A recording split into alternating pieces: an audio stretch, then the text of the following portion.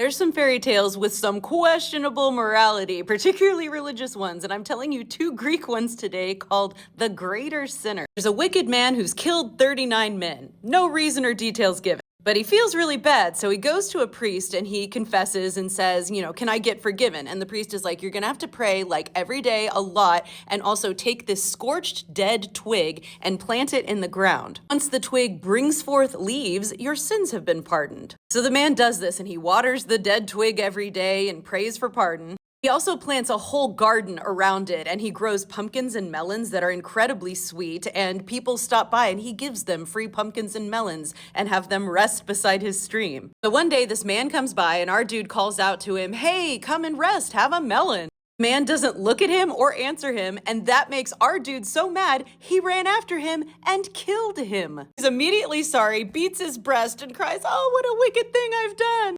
Then he goes back to his garden and sees that the twig is sprouting green leaves. He goes to the priest and tells him, and the priest is like, "That's weird. Why don't you find out what you can about the man you killed?" He finds out the man was someone who went around cutting off supplies of water, and when he killed him, he'd been going to a village to cut off their water supply so that the people and their beasts might die of thirst. He did this to blackmail them so they would pay him to fix it and give them water again.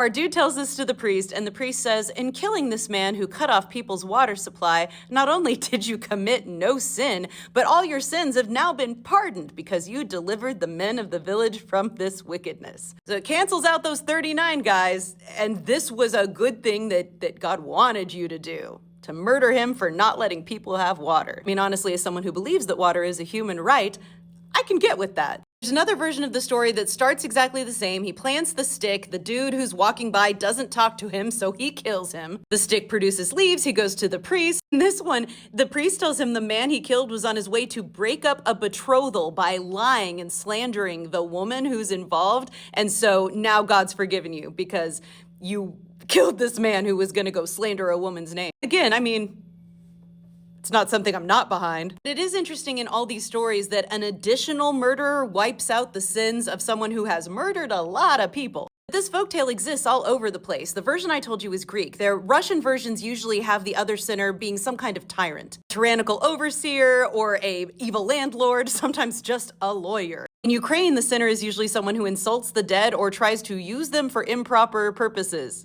which includes necrophilia. All the stories mirror what that society views as a really bad sin. What do you think it would be now in your culture?